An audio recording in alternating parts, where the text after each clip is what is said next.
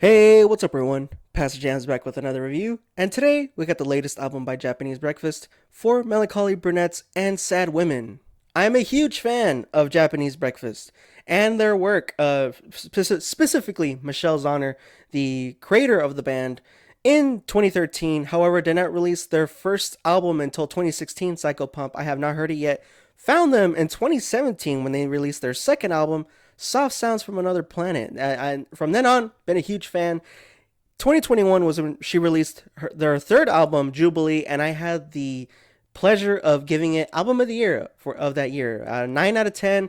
And she just so happened to be the first female artist slash band that I had given album of the year to. So just a little fun fact there. Like I said, Michelle Zauner, creator of the band, 36-year-old singer-songwriter and author, also got nominated for the Grammys in 2021. However, unfortunately, lost in her category. Formed in Philadelphia, Pennsylvania, and her husband, Peter Bradley, is the guitarist. I also had the pleasure of seeing them in 2021 with my sisters. Amazing show. Thought it was so beautiful. I'll bring that up later in this review as well. So, for Melancholy Brunettes and Sad Women, her fourth studio album, released March 21st of this year, 10 tracks and 32 minutes. I was beyond excited when this was announced, and she released a couple singles, Orlando in Love and Mega Circuit. I heard Orlando in Love, thought it was great, that it was like, okay, she's gonna be doing her thing, like I'm very excited. When I heard this though, 10 tracks, 32 minutes, her normal stuff, typical from her. And I was like, okay, let's see what this is all about.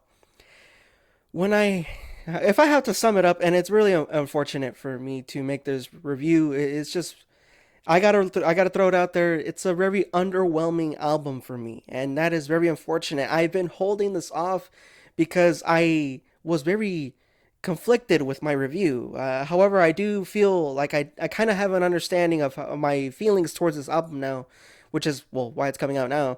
But it's just underwhelming in a sense of I've heard this already from her and her work and her past two albums that I've heard. All the way back from 2017, and then you got 2021, and then now we're here. It feels like the same thing hashed out with not even a fresh coat of paint.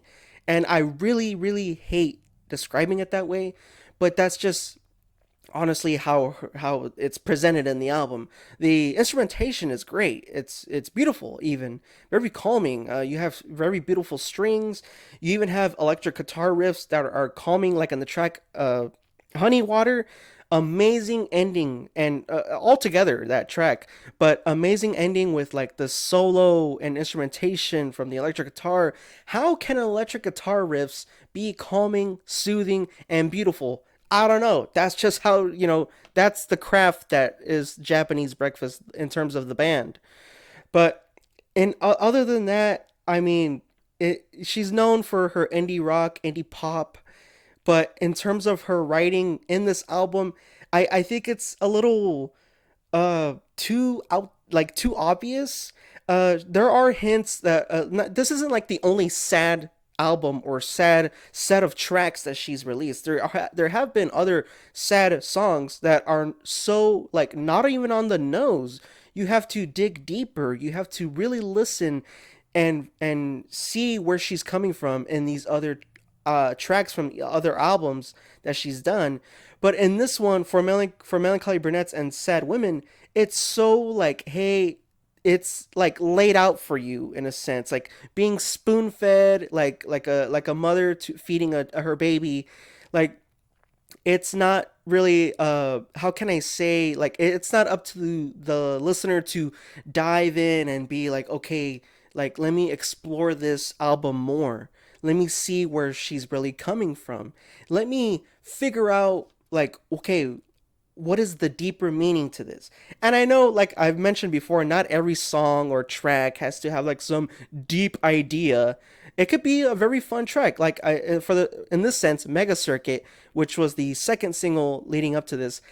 Although it is a very fun track, it's very moving, and I understand why it was released as a single. It doesn't really work because it doesn't fit the rest of the album, and Also in terms of instrumentation, it's also a little everywhere. It's a kind of a mess of a track, even with questionable lyrics, and I can let that slide because it's not the only questionable lyrics that she's done before in her career.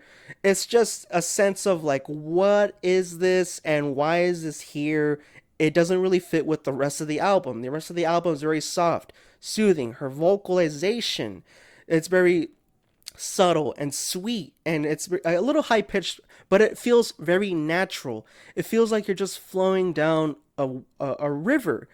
And then you have like this instance of a mega circuit where like just you get like this huge splash over you, or like you hit a rock and you're just underwater now. It's, I don't know, that track didn't really fit with me well, and I'm it just because it just doesn't really fit with the rest of the album. Also, track number 8, Men in Bars, featuring Jeff Bridges. I did not know he was a singer. The guy from True Grit, Tron Legacy, and the evil guy from Iron Man, I did not know that he was a singer. Hey, all power to him though. But it doesn't really work here either. The only feature on this thing, the chemistry between Michelle Zauner and Jeff Bridges is not there. I'm sorry. Her vocalization, her very soft, sweet, subtle voice, does not fit his deep tone, like UK accent voice almost. I don't know. It sounds very strange to me. And that track isn't really, didn't really fit with me as well. There was no chemistry there. And I know it's supposed to be some sweet song, but it's just, I'm sorry, it fell flat.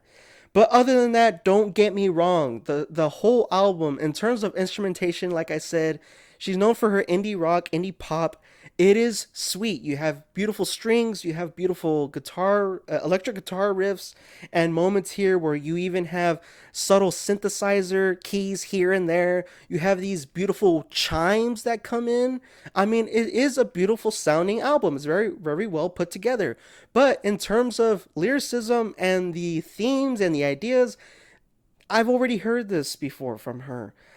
She continues to struggle with like in terms of like like herself, and being who she is with her partner, and like if she is she worth it, is maybe he needs to go find another better woman, like in the track 6, Leda, where she is like, he's drunk and she's like on the phone with him or something, and she's very nervous, she's pacing around, and it's like this continuous thing of like bringing her husband up in a way, like there's issues there, but it's so strange to me because it seems like he's always by her side and they're very loving. Maybe she's not even talking about her husband, maybe she's talking about like a past relationship. I don't know, I'm just throwing that out there. I know I hate to make assumptions, but like in track number 9, Winter in LA, beautiful song, beautiful song. But she's like, oh, if I was a better woman, I could be like this. And if you wanted a better woman, you can go out there and do this. So those are very amazing ideas that are presented. But other than that, she really does struggle with like the same thing that she has been struggling with. And I am not trying to downplay that at all. I hope she's good. I hope she gets better. But what I'm saying is she has already presented these ideas before of being like self-conflicted. And then, but track number 5, Little Girl, beautiful track as well, where she realizes these conflictions and she continues to have them. How would it be for her to be like, how she asks herself, how would I be as a mother? Like, how would I raise my girl? Like, would she love me? Would she just love her father? And, like maybe she just reminisces about her relationship with her mother, which I know she was very close. She has a book, Crying in H Mart, bestseller, by the way. And those are ideas that are presented well. Those are fresh new ideas that are like, wow, as a listener I'm like, dang, that's deep. But even with the last track, Magic Mountain, it really falls flat, and it doesn't really end in terms of good footing.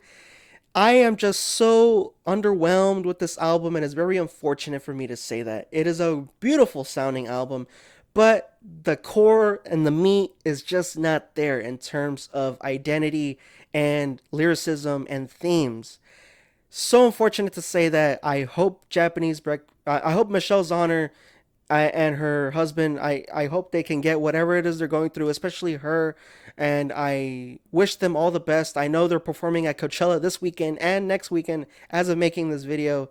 And like, it's just an underwhelming album. I'm sorry, that's just how it is. I'm giving Four Melancholy Brunettes and Sad Women by Japanese Breakfast, their latest album, a 6 out of 10. That is just how I feel. Like I said, I had more questions listening the more and more that I did than having a sense of like, okay, I see where they're going with this, or oh, maybe this is a fresh new idea. Going on 10.5 minutes here. Four Melancholy Brunettes and Sad Women, 6 out of 10 from Japanese Breakfast. That is the review. Hopefully, I'll link it in the description below if you want to check it out. Make sure you subscribe. Hey, 10 subscribers away from 200. Come on, y'all. Subscribe, please, man. Hey, please, man. Anyways, that is the review. Hopefully, y'all enjoyed. Link in the description below. Pastor JAMZ out.